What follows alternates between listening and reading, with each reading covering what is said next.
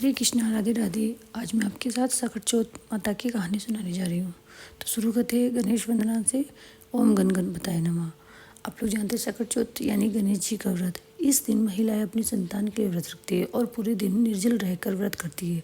रात को चंद्रमा के आने पर व्रत खोलती है। इस दिन गणेश जी और चौथ माता की पूजा की जाती है। ऐसा कहा जाता है कि सकट चौथ का व्रत करने से संतान को लंबी आयु मिलती है और उनके संकट टल जाते हैं। तो गणेश जी की कहानी इस प्रकार है। एक बुढ़िया थी। वह बहुत गरीब थी और दृष्टिहीन थी। उसके एक बेटा और बहू थे। वे बुढ़िया सदैव गणेश जी की पूजा किया करती थी। एक दिन गणेश जी प्रकट होकर उस बुढ़िया से बोले, बुढ़िया माँ, तू जो चाहे मांग लो। बुढ़िया बोली, मुझसे तो मांगना भी नहीं आता, कैसे और क्या मांगूं। तब गणेश जी बोले, अपनी बेटी बहू से पूछ कर मांग ली। तब बुढ़िया ने अपने बेटे से कहा कि गणेश जी कहते हैं तू कुछ मांग ले, तो बता मैं क्या मांगू। पुत्र ने कहा, माँ तू धन मांग ले। बहू से पूछा तो बहू ने कहा, नाती मांग ले। तब बुढ़िया ने सोचा कि ये तो सब अपने अपने मतलब की बात कर रहे हैं, तो अतः उस बुढ़िया ने पड़ोसन से पूछा। तो उन्होंने कहा, बुढ़िया तू तो थोड़े दिन जिएगी, क्यों तू धन मांगे और क्यों नाती पोते। तू तो अपनी आंखों की रोशनी मांग ले, जिससे तेरी जिंदगी आराम से कट जाए। इस पर बुढ़िया बोली, यदि आप प्रसन्न हैं तो मुझे 9 करोड़ की माया दे, निरोगी काया दे और अमर सुहाग दे, आंखों की रोशनी दे, नाती पोते दे और सब परिवार को सुख दे और अंत में मोक्ष दे। ये सुनकर गणेश जी बोले, बुढ़िया अम्मा तूने तो मुझे ठग लिया, और फिर भी जो तूने मांगा है वचन के अनुसार सब तुझे मिलेगा। और ये कहकर गणेश जी अंतर ध्यान हो गए और उधर बुढ़िया माँ ने जो कुछ मांगा वे सब कुछ मिल गया। हे गणेश जी महाराज, जैसे तुमने उस बुढ़िया माँ को सब कुछ दिया वैसे ही सबको देना। बोलो गणेश जी महाराज की जय। कहानी इस प्रकार है।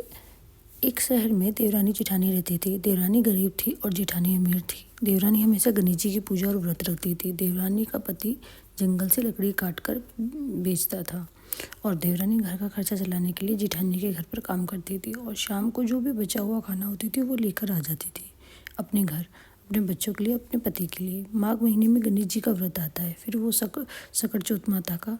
तो देवरानी ने व्रत रखा और उनके पास पैसे नहीं थे, इसलिए उसने तिल व गुड़ लाकर तिलकुट्टा बनाया और पूजा करके तिल चौथ की कथा सुनी और जेठानी के यहाँ काम पर चली गई। उसने सोचा शाम के समय और सोचा कि शाम को चंद्रमा को अर्घ देकर जेठानी के यहाँ से जो भी खाना मिलेगा मैं लेके आऊँगी और तिलकुट्टा खाएगी। तो शाम को जब जेठानी के घर खाना बनाया तो उसके जेठानी का व्रत होने के कारण सभी ने खाना खाने से मना कर दिया। तब देवरानी ने जेठानी से बोला, आप मुझे खाना दे दो जिससे मैं घर जाऊं। और इस पर जेठानी ने कहा कि आज तो किसी ने भी अभी तक खाना नहीं खाया, तो मैं तुम्हें कैसे दे दूं। तुम सुबह आ जाना, जब मैं आपको बचा हुआ खाना दे दूंगी। तो देवरानी उदास मन से घर चली गई।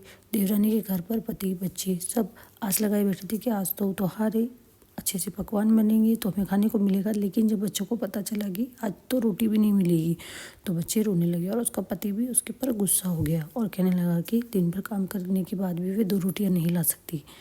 वह बेचारी गणेश जी को याद करती हुई रोते रोते पानी पीकर सो गई। उस दिन सकट माता बुढ़िया माता का रूप धरकर देवरानी के सपने में आई और कहने लगी कि सो रही है या जाग रही है। वे बोली, कुछ सो रहे हैं और कुछ जाग रहे हैं। बुढ़िया बोली, भूख लगी है, खाने के लिए कुछ दे। देवरानी बोली, क्या दूँ, मेरे घर में तो अन्न का एक दाना भी नहीं है। जेठानी ने बोला कि बच्चा कुछ खाना देती थी जेठानी, और आज वो नहीं मिला है। देवरानी ने माता जी से बोला, पूजा का बचा हुआ तिलकुट्टा छीके में पड़ा है, वही आप खा लो। सकट माता ने तिलकुट खाया और उसके बाद कहने लगी, निपटाई है ये, कहाँ निपटी। उसने कहा, ये खाली को झोपड़ी है, आप कहीं भी जाके जा सकती हो, जहाँ इच्छा हो वहीं निमट लो। फिर सकट माता बोली, अब कहाँ पहुँचूँ। अब देवरानी को बहुत गुस्सा आया कि उसने कहा, ठीक है, कब से परेशान किया जा रहा है। सो बोली कि मेरी साड़ी में पोंछ लो। देवरानी जब सुबह उठी तो ये देखकर हैरान रह गई कि पूरा घर हीरों और मोतियों से जगमगा उठा है। और उस दिन देवरानी जेठानी के काम करने नहीं गई। जेठानी ने कुछ देर राह देखी और फिर बच्चों को देवरानी को बुलाने के लिए भेज दिया। जेठानी ने सोचा कल खाना नहीं दिया इसलिए शायद गुस्सा हो गई है, बुरा मन गई है। बच्चे बुलाने गए। देवरानी ने कहा कि बेटा बहुत दिन तेरी माँ के यहाँ काम कर लिया है। बच्चों ने घर जाकर माँ से कहा कि चाची का पूरा घर हीरो और मोतियों से जगमगा उठा है। जेठानी दौड़कर देवरानी के पास आई और पूछा कि ये सब कैसे हुआ। देवरानी ने उसके साथ जो हुआ वो सब कह डाला।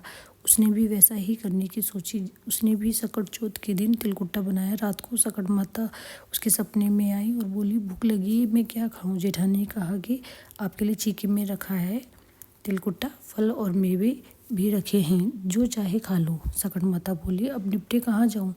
जेठानी बोली, मेरी इस महल में कहीं भी निमट लो। और फिर उन्होंने बोला कि अब पहुँचो कहाँ।